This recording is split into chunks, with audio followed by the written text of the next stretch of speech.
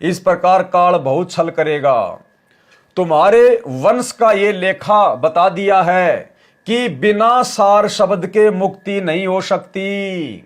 और सार शब्द वर्तमान में पूरी पृथ्वी पर सतगुरु रामपाल जी के पास है। ये स्वयं ही सार शब्द हैं, कबीर परमेश्वर हैं। इनकी पहचान किए बिना मुक्ति नहीं होगी, क्योंकि इनकी पहचान किए बिना भक्ति पे नहीं लग सकते, भक्ति तन मन धन से नहीं कर सकते।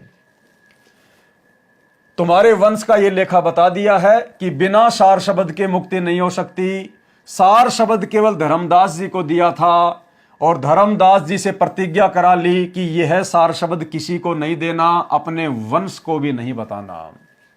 जबकि भाइयों और बहनों, हकीकत में 650 साल पहले कबीर परमेश्वर सतगुरु रामपाल जी ने धर्मदास जी को भी सार शब्द नहीं दिया था। धर्मदास जी को भी ओरिजिनल सार शब्द नहीं दिया था, नहीं बताया था। इस सार शब्द के बहाने परमात्मा ने केवल लोगों को भक्ति मार्ग पर लगा के रखना था। ये सार शब्द तो बहुत ही कीमती वस्तु है, ये तो उस समय किसी को देनी नहीं थी। कबीर परमात्मा ने क्या कहा था उस समय कि धर्मदास मेरी लाख दुहाई, ये सार शब्द कहीं बाहर ना जाई। सार शब्द कहो, चाहे सार ज्ञान कहो, चाहे मूल ज्ञान कहो। और सार शब्द तब लग छुपाई, जब लग द्वादश पंथ ना मिट जाई। जब तक इस काल के द्वारा चलाए जाने वाले 12 कबीर पंथों का सत्यानाश ना हो जाए ज्ञान आधार से, तब तक तो सार शब्द किसी को देना ही नहीं है। तो धर्मदास जी के समय तो भाई शुरुआत हुई थी मुक्तामणि से। 12वां पंथ तो गरीबदास जी का पंथ है। तो परमात्मा की वाणी अमर वाणी है कि सार शब्द तब तक छुपाई जब तक द्वादश यानी 12 पंथ ना मिट जाई। एक छोटा सा वीडियो आपको गुरुदेव भगवान का दिखाते हैं, जिसमें परमेश्वर ने स्पष्ट किया है कि धर्मदास जी को भी परमात्मा ने सार शब्द नहीं दिया। जैसे धर्मदास जी की वंश गद्दी वाले कहते हैं कि हमारे पास में सार शब्द है, क्योंकि कबीर जी ने 650 साल पहले धर्मदास जी को सार शब्द की दीक्षा दे दी थी, और फिर धर्मदास जी से आगे फिर हमारे तक ये सार शब्द आया है। तो गुरुदेव सतगुरु रामपाल जी भगवान जो 650 साल पहले धर्मदास जी को मिले थे कबीर रूप में, कबीर दास रूप में, इनसे बढ़कर तो कोई नहीं जान सकता दिया था या नहीं दिया था। तो गुरुदेव क्या कह रहे हैं कि धर्मदास को सार शब्द नहीं दिया था। सुनिए ध्यान से वीडियो। दामा खेड़ा वाले कहते हैं कि धर्मदास जी ने अपने वंशजों को बता दिया था सार नाम और सतनाम आदि नाम। परमात्मा ने तो ये कहा था इसको तब तक छुपाना जब तक 12 पंथ ना समाप्त हो।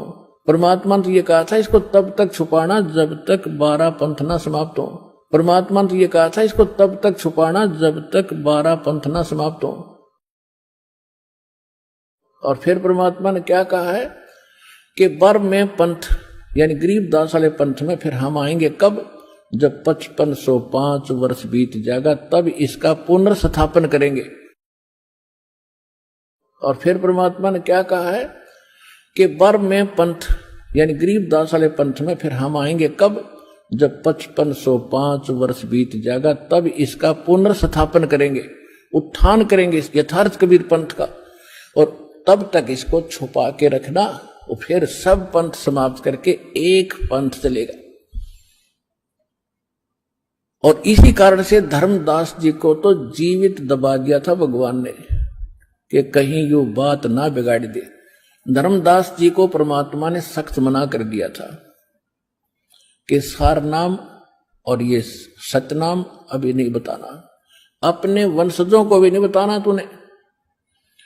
अब धर्मदास जी कुछ दिन के बाद वृद्धावस्था गणी होगी, 117 वर्ष के हो गए थे, और रह रहकर भगवान से प्रश्न करते थे कि हे भगवान, आपने मूल ज्ञान बताने से और मूल मंत्र बताने से मना कर दिया। आपने मेरे को 42 पीढ़ी तक मेरा वंश चलेगा यू वरदान भी दे दिया, इनका कल्याण कैसे होगा भगवान? इनको तो इनका पता लगना चाहिए था। परमात्मा ने सोचा यो मेरी बात बिगाड़ेगा, बूढ़ा हो गया, इसकी बुद्धि चल गई। उसको ले गए जगन्नाथपुरी पे। जहां बैठ के परमात्मा ने समुद्र को रोका था और जगन्नाथ के मंदिर को बचाया था, जो समुद्र तूफान बनकर आता था तोड़ देता था। धर्मदास जी में प्रेरणा भरी परमात्मा ने कि भी वहां, क्योंकि धर्मदास जी बार बार प्रार्थना करते थे, भगवान वो स्थान बताओ आपने जहां बैठकर समुद्र को रोका था। तो उस दिन परमेश्वर ने कहा कि चल तुझे वो दिखा कर लाऊं। अखां जी चलो चलो, साथ में परिवार भी ले लिया, भ्रमण के लिए चल पड़े। तो वहां जाकर परमात्मा ने उसको पुनः सत्संग सुनाया 3 दिन तक लगातार। अरे भले आदमी क्यों जीवन नाश करे, 117 साल का हो गया, अब तक तो इन्हीं के चक्कर में मेरी में फंसा हुआ धर्मदास, अपना कल्याण की सोच। तो फिर धर्मदास ने कहा भगवान मेरे बस की बात नहीं रह रही, मैं काम बिगाड़ दूंगा, या तो मैंने सतलोक भेज दो या तो मैंने मौत दे दो। भाई और बहनों, धर्मदास की स्थिति के बारे में गुरुदेव ने आप जियों को बता दिया।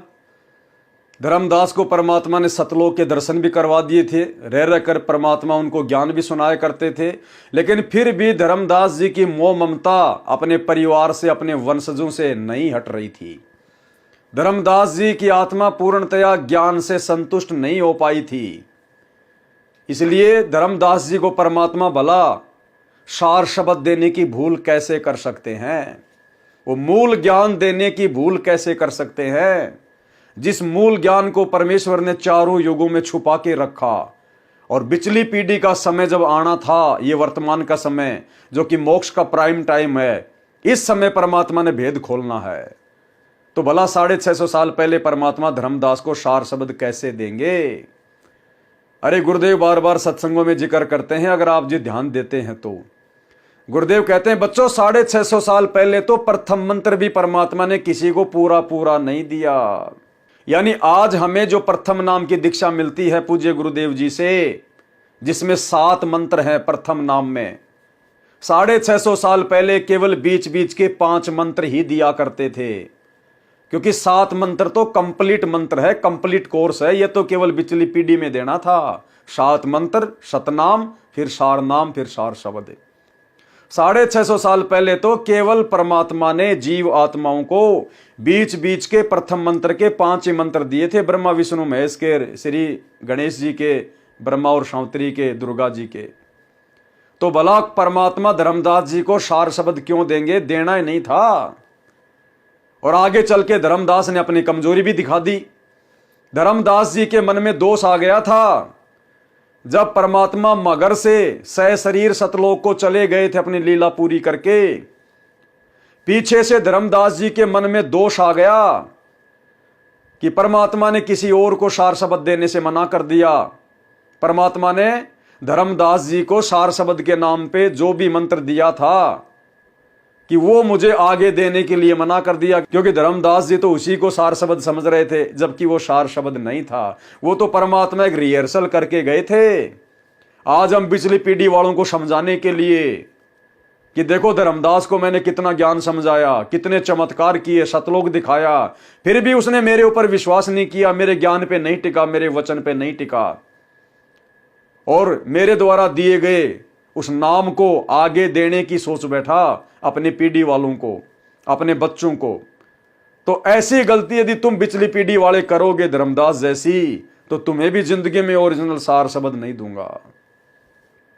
एक रिहर्सल की थी परमात्मा ने, अन्यथा कबीर परमेश्वर तो अंतर्यामी है। क्या सार शब्द देने से पहले उनको धर्मदास की स्थिति के बारे में पता नहीं था कि मेरे सतलोक जाने के बाद इसके मन में दोष आएगा, ये काम बिगाड़ेगा। और वैसा ही किया धर्मदास ने, अपने बच्चों को सार शब्द देने ही वाला था, परमात्मा का वचन तोड़ ही दिया था, क्योंकि अपने गुरुदेव का वचन तोड़ने की मन में भी आ गई तो समझो वचन ही टूट गया, नाम खंड है, मर्यादा खंड है।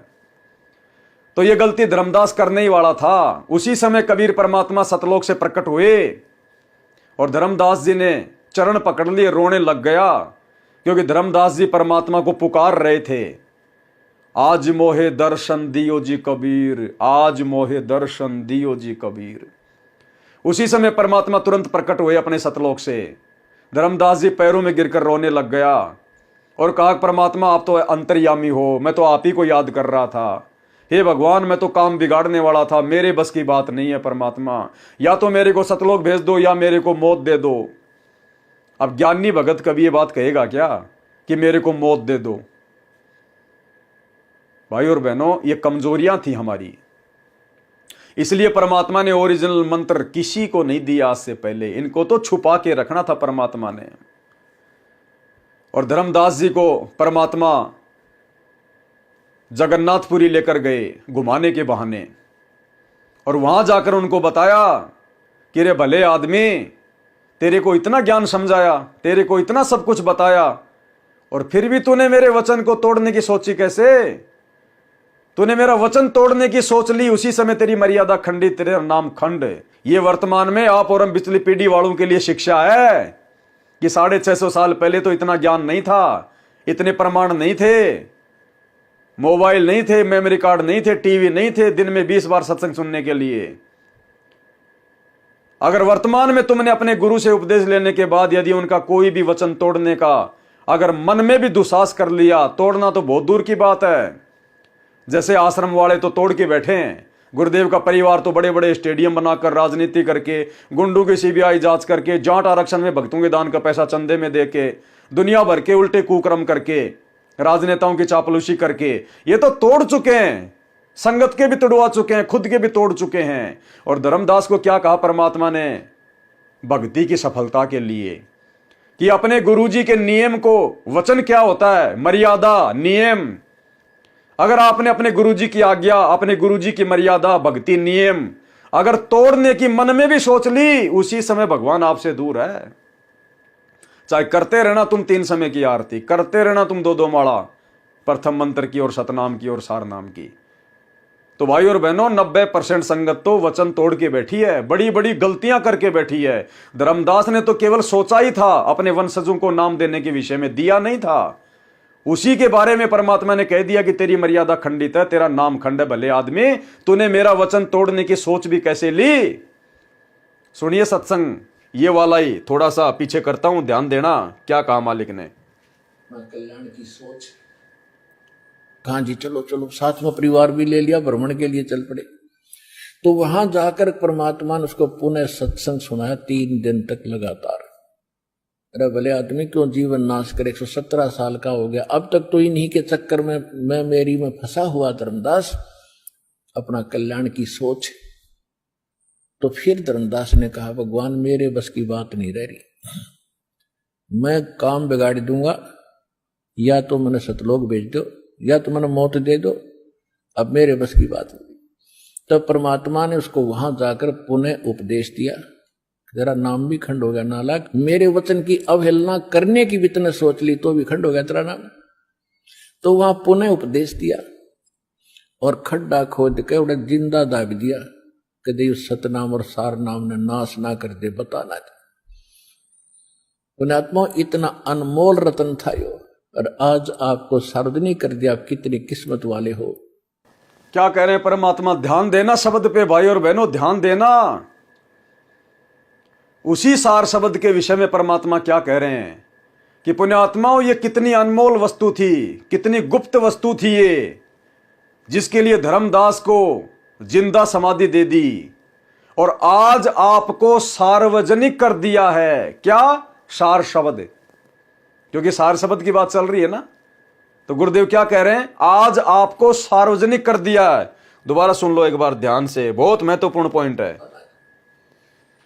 पुण्यात्मा, इतना अनमोल रतन था यो, और आज आपको सार्वजनिक कर दिया, आप कितनी किस्मत वाले हो। आज आपको सार्वजनिक कर दिया वो सार नाम, आप कितनी किस्मत वाले हो। जबकि सार्वजनिक तो किया ही नहीं गुरुदेव ने। अरे सार्वजनिक कहां किया परमात्मा ने? गुरुदेव ने तो प्रथम मंत्र को ही सार्वजनिक नहीं किया, गुरुदेव ने तो सतनाम को ही सार्वजनिक नहीं किया। हल्का फुल्का सत्संगों में जरूर बता दिया कि ये हैं वो 2 मंत्र, लेकिन सार नाम तो गुरुजी ने सार्वजनिक नहीं किया। सार शब्द तो बहुत दूर की बात है, गुरुजी ने तो सार नाम को भी सार्वजनिक नहीं किया। सार शब्द तो बहुत दूर की बात है, और सार शब्द कोई मंत्र नहीं होता जिसको जाप किया जाए। तो कहां सार्वजनिक कर दिया गुरुदेव ने? अब गुरुदेव कह रहे तो झूठ भी नहीं हो सकती, क्योंकि परमात्मा है, साधु वचन पलटे नहीं पलट जाए ब्रह्मांड। तो कहां कर दिया सार्वजनिक? सार शब्द क्या है? भाई और बहनों, हमारी आंखों के सामने जो चेहरा हम देख रहे हैं यही सार शब्द है। इनकी भगवान के रूप में पहचान हो जाना ही सार शब्द है। अपने पूज्य गुरुदेव को अपना इष्ट मानकर गीता अध्याय 3 श्लोक 13 के अनुसार उनको भोग लगाना ही सार शब्द की पहचान है। यह सार शब्द आपके सामने है। सार शब्द अध्यात्म का निष्कर्ष, अध्यात्म का निचोड़। ये चेहरा ही सार शब्द है। ये चेहरा ही सार शब्द है। जिसने इस चेहरे को कबीर परमेश्वर के रूप में जान लिया, पहचान लिया, वही सार शब्द है। तो गुरुदेव कह रहे हैं आज तो सार्वजनिक कर दिया। सार्वजनिक का मतलब आज गुरुदेव अपने ओरिजिनल सतलोकीय रूप में धरती पे प्रकट हैं। ये स्वयं सार्वजनिक हो रखे हैं।